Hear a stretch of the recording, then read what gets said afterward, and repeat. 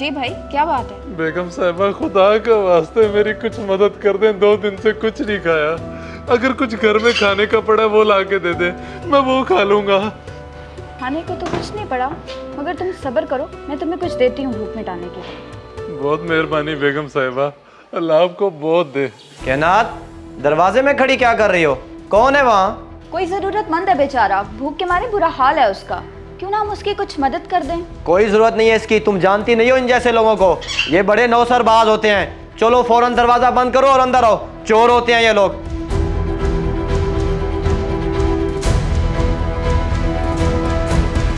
रुको, मेरे शौहर की बात का बुरा ना मनाना। तुम जरूरतमंद लगते हो, इसलिए ये पैसे पकड़ो।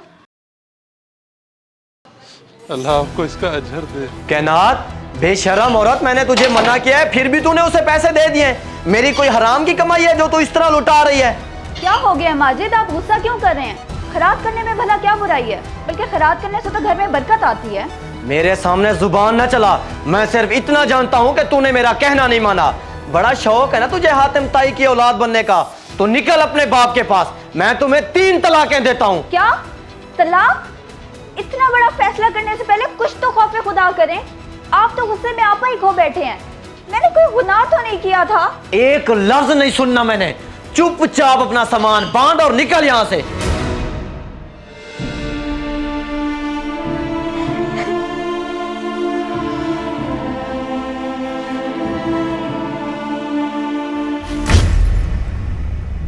मैं सोच भी नहीं सकता था माजिद ऐसी हरकत करेगा।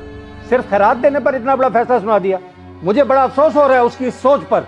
मैं तो हमेशा ही घर बसाने की कोशिश करती रही हूँ, मगर आज तो उन्होंने हद ही कर दी।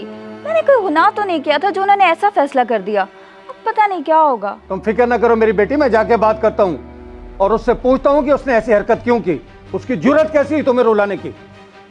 अब्बा ना जाए उसके पास। अब्बा रुके, मेरी बात तो सुने, छोड़े ना जाए उसके पास। मैं पूछता हूँ कि तुम्हारी जुर्रत कैसी हुई मेरी बेटी को जलील करके घर से निकालने की? जरा सी शर्म ना आई तुम्हें? जनाब कादिर अली साहब, यहाँ शोर शराबा करने की जरूरत नहीं है। मैंने आपकी बेटी को तलाक दे दी है। चले जाएं आप इधर से। आपका और मेरा अब कोई रिश्ता नहीं रहा। आखिर मेरी बेटी का कसूर क्या था जालिम इंसान? मैंने इतना कर्ज उठा के ये फर्ज अदा किया था, तूने मेरी बेटी की जिंदगी बर्बाद कर दी। उसने अपनी जिंदगी खुद खराब की है। बड़ा शौक था उसे घर के दरवाजे में खड़े होकर अजनबियों से बात करने का। बेगारत इंसान, बकवास बंद कर, मैं तेरा मुंह तोड़ दूंगा। ऐसी गलती मत करो। अगर मेरा हाथ उठ गया तो क्या इज्जत रह जाएगी तुम्हारी इस उम्र में? बेहतरी इसी में है कि यहाँ से चलते बनो, इससे पहले कि मैं आपे से बाहर हो जाऊं। अल्लाह की लाठी बेआवाज है, जिस दिन पड़ी ना कहीं के नहीं रहोगे।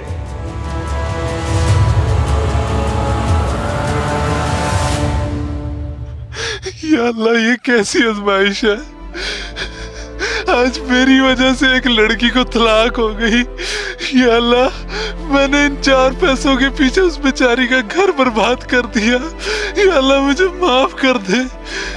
या अल्लाह मुझे माफ कर दे।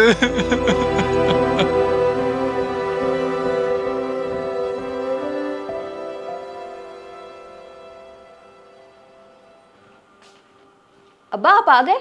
उसने आपसे कोई बदतमीजी तो नहीं की ना? उसने आज अपनी सारी औकात दिखा दी। अच्छा हुआ तुम्हारी उस जाहिल इंसान से जान छूट गई। अगर मुझे पता होता तो तुम्हारी शादी वहां कभी ना करता। बस आज से तुम इधर मेरे पास रहोगी। मगर अब्बा, मैं आप पर बोझ नहीं बनना चाहती। आपका भला क्या कसूर है कि आप इस उम्र में भी मुझे संभालेंगे? अगली ये कैसी बातें कर रही है? भला कोई बेटी भी बाप पर बोझ होती है? और तेरा बाप अभी इतना बुरा नहीं हुआ कि तुझे ना संभाल सके। अल्लाह सब खैर करेगा, अब परेशान ना हो। जी ठीक है अब्बा।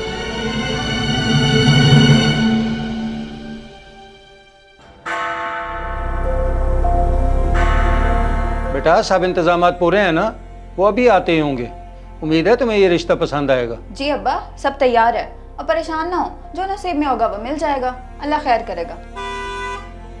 लगता है वो लोग आ गए हैं। आप चाय तैयार करो, मैं उनको अंदर लेके आ रहा हूँ।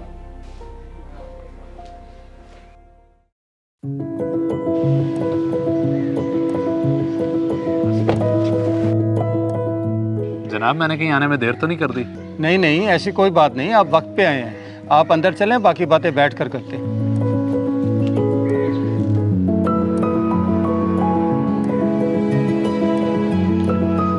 बैठो बेटा, ये घर है मेरा छोटा सा। अंकल, छोटा बड़ा कुछ नहीं होता, ये तो बस सोच सोच की बात है। माशाल्लाह बहुत अच्छी सोच के मालिक हो बेटा आप। कैनात बेटा, चाय ले आओ, मेहमान आ गए हैं।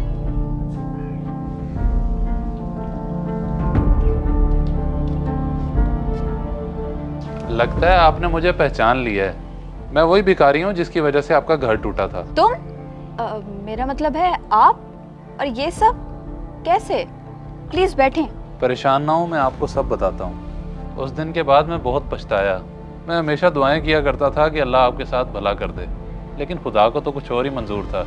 एक इंसान को फरिश्ता बना के भेजा और वो मुझे इस मुकाम पे ले आया। अल्लाह पाक बड़ा गफूर रहीम है, वो इस तरह लोगों की किस्मत बदलता है। बेशक वो हर चीज़ पे कादिर है। जी बेशक, उसी की कुदरत है कि मुझ भिखारी को ऐसा नवाजा कि अब पूरी ज़िंदगी किसी चीज़ की कमी नहीं है, बस एक नेक दिल बीवी के। मैं बड़े अरसे से आपकी तलाश में था कि मिल के माफ़ी मांग सकूं, लेकिन मुझे पता चला कि आपकी अभी तक शादी नहीं हुई, तो इस वजह से मैं रिश्ता लेके आ गया। अब आप लोगों को कोई एतराज़ तो नहीं है? मेरे वालिद को मेरे लिए जो ठीक लगे मुझे मंजूर होगा। बेटा मुझे तो इस रिश्ते से कोई इनकार नहीं है। बेशक इसी में अल्लाह की कोई हिकमत होगी जो अल्लाह ने इसको इधर भेजा। अगर तुम दोनों राज़ी हो तो मैं भी राज़ी।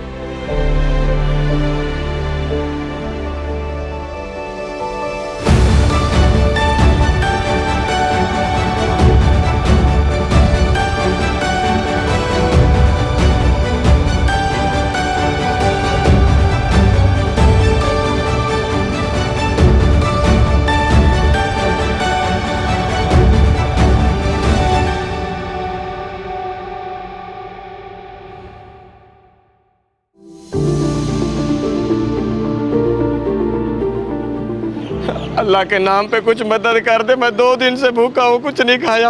अल्लाह आपका भला करे। माजिद, तुम और इस हाल में? तुम इतनी अमीर कैसे हो गई? कायनात कौन है ये? इसे कैसे जानती हो? शरोज ये मेरा साहब शौहर है।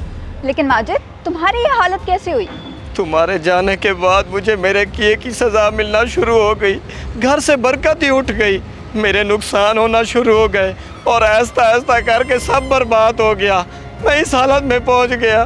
बहुत बुरा हुआ तुम्हारे साथ। क्या कभी तुमने सोचा कि तुम्हें अपने किए की सजा मिली है?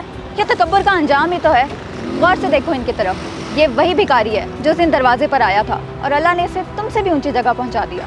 अल्लाहू अकबर, रहम कर मालिक, बेशक तू हर चीज पे कादिर है।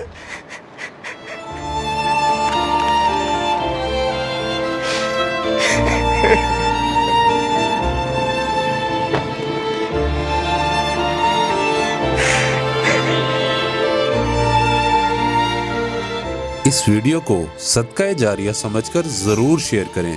हो सकता है आपका एक शेयर किसी की जिंदगी बदल दे।